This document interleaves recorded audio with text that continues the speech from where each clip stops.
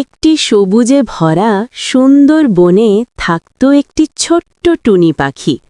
টুনি খুবই সুন্দর করে গান গাইতে পারত।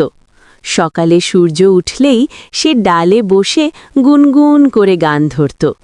তার গান শুনে বন ভর্তি পাখি, কাঠবেড়ালি, এমনকি হরিণও থেমে যেত।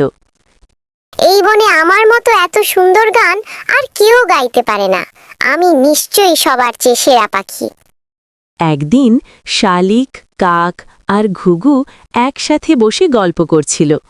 চলো সবাই মিলে আজ সন্ধ্যায় গান গাই, তাহলে বনটা আরও আনন্দে ভরে উঠবে।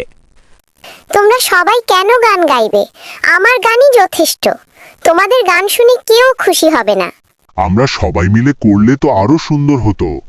আমি একাই পারি সবাইকে খুশি করতে, কারো সাহায্য দরকার নেই।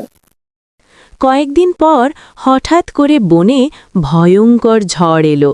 বড় বড় গাছ ভেঙে পড়তে লাগল। টুনির বাসা ছিল খুব দুর্বল একটি ডালে। হায় আল্লাহ, আমার বাসা ভেঙে যাবে। এখন আমাকে কে বাঁচাবে? ঝড়ের এক ঝাপটায় টুনির বাসা ভেঙে নিচে পড়ে গেল। টুনি ভিজে ঠান্ডায় কাঁপছিল। এই সময় শালিক, কাক আর ঘুঘু ছুটে এলো। ভয় পেও না টুনি, আমরা সবাই মিলে তোমাকে সাহায্য করব। আমরা মিলে একটা শক্ত বাসা বানাবো, যাতে ঝড়েও কিছু হবে না। আমি খুব ভুল করেছি, তোমাদের ছোট করে দেখেছি। আজ বুঝলাম একা কিছুই করা যায় না।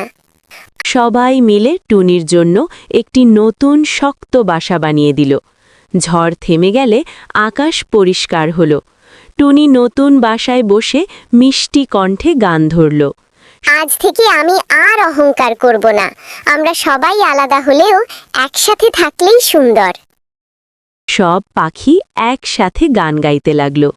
পুরো বন আনন্দে ভরে উঠল।